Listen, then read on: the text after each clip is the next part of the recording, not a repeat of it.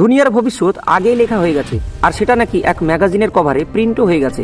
প্রতি বছর এক নামী ম্যাগাজিন আগাম বলে দেয় কোথায় যুদ্ধ হবে, কোথায় আর্থিক সংকট দেখা দেবে, কোথায় প্রযুক্তি মানুষকে কন্ট্রোল করবে। আর আশ্চর্যের ব্যাপার হলো তাদের কথাগুলো প্রায়ই সত্যি হয়ে যায়। 2026 সালের জন্য ওরা একটা নতুন কভার বের করেছে, যেখানে missile, drone, robot, dollar crash, ওজন কমানোর ড্রাগ, এমনকি ফুটবল পর্যন্ত সবকিছু এক ছবির ভিতরে গেঁথে আছে। তাহলে প্রশ্ন হচ্ছে, এগুলো কি শুধু পূর্বাভাস, নাকি আমাদের ভবিষ্যৎকে ডিজাইন করার গোপন সিগন্যাল?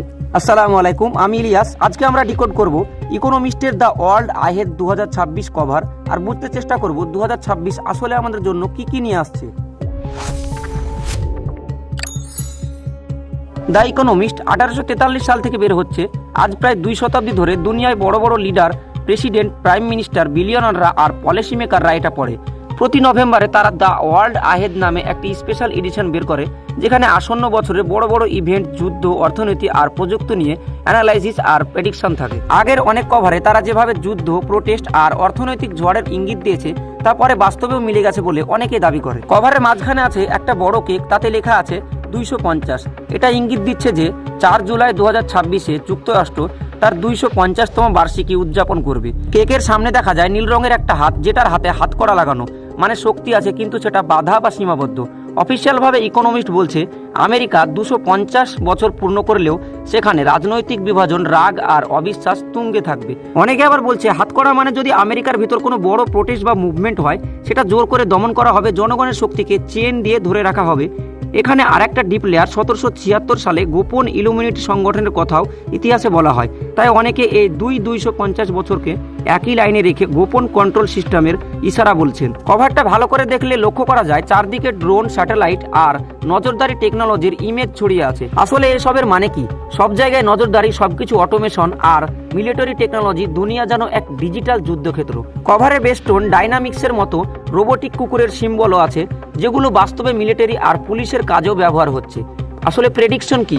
2026 সালে নজরদারি টেকনোলজি আর এআই মিলিটারি সিস্টেম অনেক বেশি শক্তিশালী হবে, ফলে সাধারণ মানুষের ব্যক্তিগত জীবন আরও বেশি মনিটর করা হবে। Low paid job, odd job অনেক ক্ষেত্রে রোবট আর অটোমেশন টেক ওভার করবে।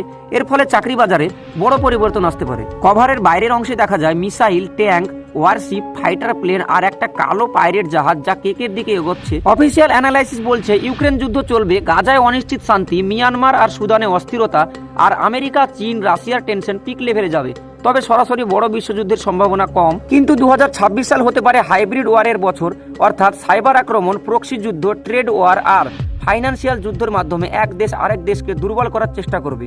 কালো জাহাজ আর পাইরেট ফ্ল্যাগ অনেকেই দেখেছেন ফলস ফ্ল্যাগ বা গোপন পরিকল্পিত আক্রমণের প্রতীক হিসাবে। সামনে থেকে বন্ধু, পিছন থেকে আঘাত বলে ধরা হচ্ছে। কভারে অনেকগুলো ইনজেকশন, ক্যাপসুল আর পিন ছড়িয়ে আছে, আর দৌড়বিদদের সেগুলোর দিকে দৌড়াতে দেখা যায়। এটা ইঙ্গিত দিচ্ছে GLP-1 মানে ওজন কমানোর ড্রাগ, যেমন ওজেমপিক, মনজারো, যেগুলো 2025-26 সাল থেকে আরও সস্তা অথবা পিল ফর্ম আর সহজলভ্য হবে।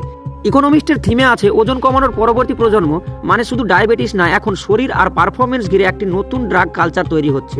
প্রশ্ন হচ্ছে, এটা কি সত্যিকারের স্বাস্থ্য বিপ্লব, নাকি একটা নতুন নির্ভরতা, যেখানে মানুষ স্বাভাবিক লাইফস্টাইল না বদলে কেমিক্যালের উপর নির্ভর করবে? কভারে পুরো পৃথিবীকে ফুটবলের মতো দেখানো হয়েছে, আর এক ফুটবলার সে বলকে কিক করতে যাচ্ছে, কিন্তু সে বলের বাইরে দাঁড়িয়ে আছে। অফিসিয়াল মানে হলো 2026 সালের ফিফা বিশ্বকাপ প্রথমবারের মতো 3টি দেশ, আমেরিকা, কানাডা আর মেক্সিকো, একসাথে হোস্ট করবে। একই সঙ্গে ইনহ্যান্সড গেমের মতো ইভেন্ট নিয়ে আলোচনা আছে, যেখানে পারফরমেন্স ড্রাগকে নাকি নতুন নর্মাল হিসাবে দেখানো হতে পারে। হিডেন মেসেজ হিসাবে অনেকে বলে দুনিয়া একটি স্টেজ, আমরা সবাই খেলোয়াড়, কিন্তু যারা আসল নিয়ন্ত্রণে তারা এই সিস্টেমের বাইরে দাঁড়িয়ে গেম খেলছে। মানে গেম মাস্টাররা, বড় corporation, financial elite, media network দুনিয়ার পলিটিক্স আর ইকোনমি নিয়ে ফুটবল খেলছে, আর আমরা শুধু দর্শক। কভারে একটা লাল লাইন ক্রমাগত নিচের দিকে নামছে, পাশেই ভাঙা ডলার, কয়েন আর ক্রস করা তলোয়ার দেখা যায়। এটা ইঙ্গিত করে ঋণের বোঝা আর বন্ড মার্কেটের ক্রাইসিস। বিশেষ করে ধনী দেশগুলো নিজেদের সামর্থ্যের বাইরে খরচ করছে। প্রশ্ন তোলা হচ্ছে, যদি বন্ড মার্কেট আর ইনভেস্টররা ট্রাস্ট হারিয়ে ফেলে, তাহলে কি 2026-এ বড় ধরনের আর্থিক ধাক্কা আসতে পারে? তাদের টপ থিমগুলোর একটা এটাও, যেখানে ইংরেজিতে লেখা আছে rich countries living beyond their means, bond market scare. এখন আসল প্রশ্ন, দ্য ওয়ার্ল্ড আহেড 2026 কভার কি করছে।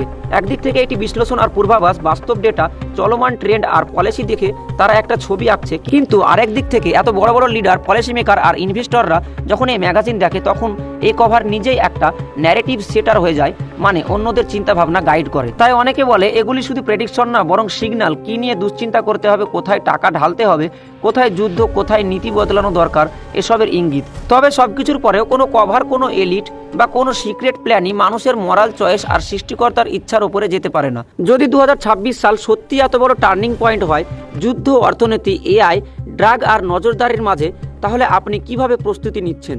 আর এই কভারটিকে আপনি কি ভবিষ্যৎবাণী বলে মনে করেন, নাকি শুধু একটি স্ক্রিপ্ট বলে মনে করেন?